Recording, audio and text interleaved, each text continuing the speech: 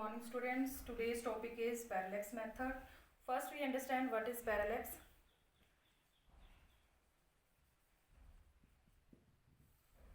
The parallax is the relative shift in the position of the object with respect to background when object is observed from two different positions. क्या मतलब हुआ इसका कि जैसे हम कोई ऑब्जेक्ट है उसको इसकी पोजीशन को दो डिफरेंट ऑब्जेक्ट से ऑब्जर्वेशन पॉइंट से मेज़र करते हैं तो हमें उसकी पोजीशन में शिफ्ट दिखाई देता है. मतलब कि जैसे हम एक ऑब्जर्वेशन पॉइंट से उसको ऑब्जर्व करेंगे तो उसकी पोजीशन अलग दिखाई देगी और दूसरे से हम ऑब्जर्व करेंगे तो उसकी थोड़ा सा उसमें क्या होगा, शिफ्ट दिखाई देगा. वो सेम पोजीशन हमें नहीं दिखाई देगी. इसको हम बोलते हैं पैरेलैक्स. जैसे मान लीजिए कोई हम पेन लेते हैं और उसको हमने ऑब्जर्व करना है विद रिस्पेक्ट टू बैकग्राउंड. ये हमने बैकग्राउंड ले लिया इसका. अब इसके ऑब्जर्व करने के लिए हम क्या करेंगे, पहले हम उसको अपनी एक आई से देखेंगे, दूसरी आई को क्लोज कर देंगे तो हमें उसकी कोई पोजीशन दिखाई देगी. अब हम क्या करेंगे, दूसरी आई को क्लोज कर देंगे, फर्स्ट आई से देखेंगे तो क्या होगा, उसकी पोजीशन में थोड़ा सा हमें शिफ्ट दिखाई देगा और सेम पोजीशन हमें नहीं दिखाई दे रही दिखाई देगी जो हमें दूसरी आई से दिखाई दे रही थी. क्लियर. इसको हम बोलते हैं पैरेलैक्स.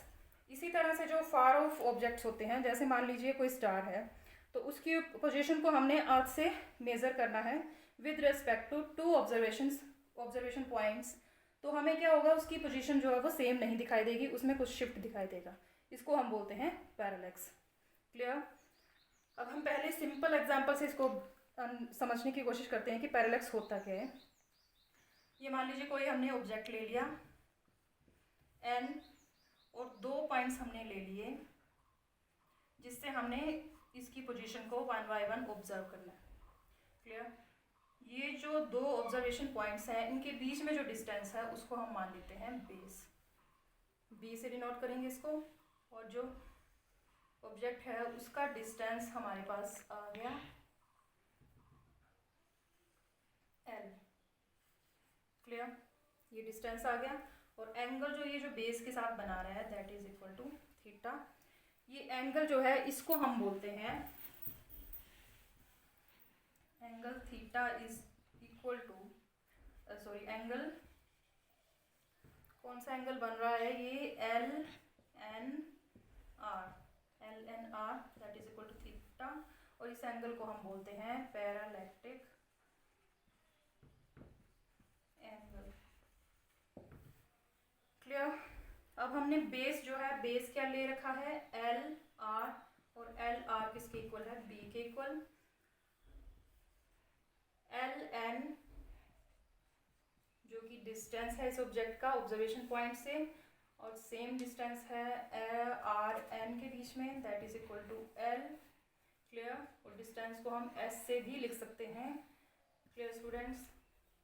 अब हमें पता है थीटा जो है उसका फॉर्मूला क्या होता है, that is equal to arc upon radius. तो हमने इसमें आर्क मान ली एल आर और इसका रेडियस कितना आएगा, एल. क्लियर. तो आर्क आ गई आपकी बी और रेडियस आ गया एल. ये आ गया नंबर 1. Clear students. अब हम इसको किसी फार ऑफ ऑब्जेक्ट के लिए यूज़ करेंगे पैरेलैक्स मेथड को. अब हमने कोई एक स्टार मान लिया, फार ऑफ स्टार, उसका हमने डिस्टेंस मेज़र करना है from the orbit of earth. Earth से हमें उसका जो डिस्टेंस है उसको मेज़र करना है. इसके लिए हम क्या करेंगे, ये मान लीजिए कोई स्टार है एन और ये अर्थ से हमने कोई पॉइंट ए ले लिया, हमने किसी पोजीशन में हमने ए पॉइंट ले लिया अर्थ के ऊपर, उससे हमने जो स्टार है उसको ऑब्जर्व किया. Clear students. अब क्या होगा, जो अर्थ जो है वो सन के अराउंड अपने ऑर्बिट में घूम रही है. ठीक है. तो आफ्टर 6 मंथ जो है वो ये यहाँ पे कहीं हमने सन मान लिया, इसके ऑर्बिट में घूमते हुए आफ्टर 6 मंथ जो है वो अर्थ यहाँ पे पहुँच जाएगी. Clear. Let this point is B.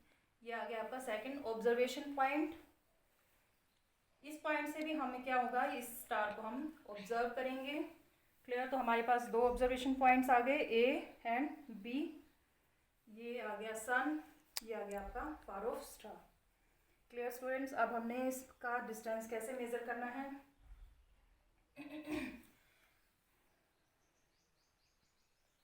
ये आ गया आपका नियर बाय स्टार। हम अब एक फार ऑफ स्टार जो है उसको यहाँ पे मान लेते हैं, उसको पोजीशन को हम मान लेते हैं, कौन सी पोजीशन पे है वो, एफ पे।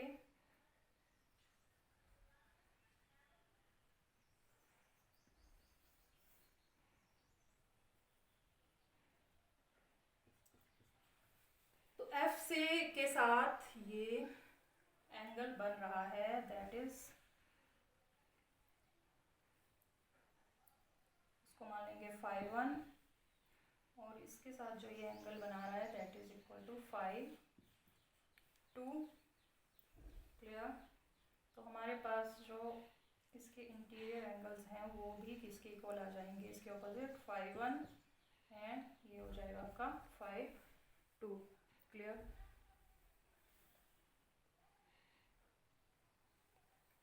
और जो टोटल एंगल है उसको हम मान लेते हैं थीटा, और थीटा किसके इक्वल आ जाएगा 5 1 प्लस 5 2 के इक्वल।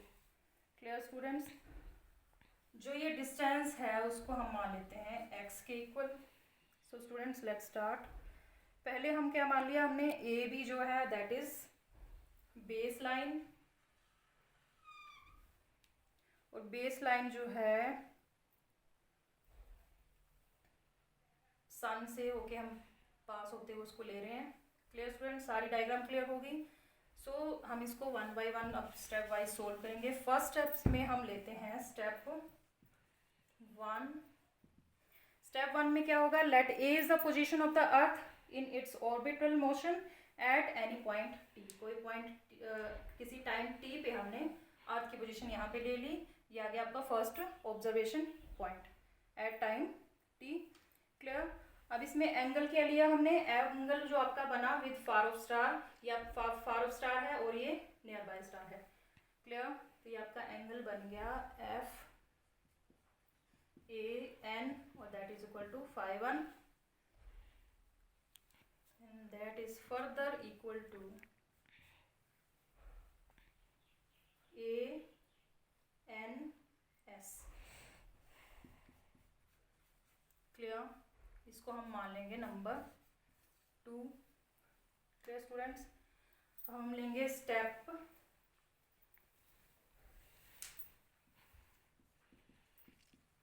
2। अब स्टेप 2 में हम क्या करेंगे, बी पोजीशन लेंगे। आफ्टर 6 मंथ जो है वो अर्थ जो है अराउंड द सन घूमकर बी पोजीशन में पहुंच रही है। अब हम बी पोजीशन को ऑब्जर्वेशन पॉइंट ले लेंगे और इसमें से मेजर करेंगे जो far of nearby star है एन। क्लियर। तो इसमें क्या हो जाएगा, एंगल आ गया आपका F B N is equal to angle B N S, और किसके इक्वल है ये 5 2 के इक्वल। इसको हम मान लेंगे आपका नंबर 3। क्लियर। अब हम फिगर में ध्यान से देखेंगे, जो थीटा एंगल है वो किसके इक्वल आ रहा है, theta is equal to 5 1 plus 5 2। इसको हम नंबर 4 मान लेंगे। Clear students. अब हमने नंबर 1 लिया था, नंबर 1 था theta is equal to arc upon radius.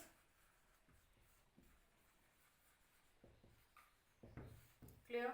अब आर्क इसमें बन रही है, आर्क आ रही है आपकी ए बी, और रेडियस क्या आ रहा है ए एन, या फिर बी एन भी हम इसको ले सकते हैं।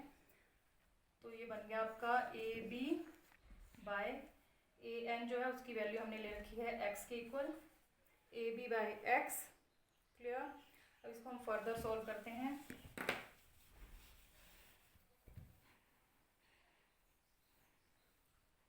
तो ये बन गया आपका x is equal to A B by theta, that is equal to A B upon theta की वैल्यू हमने ली थी 5 1 प्लस 5 2।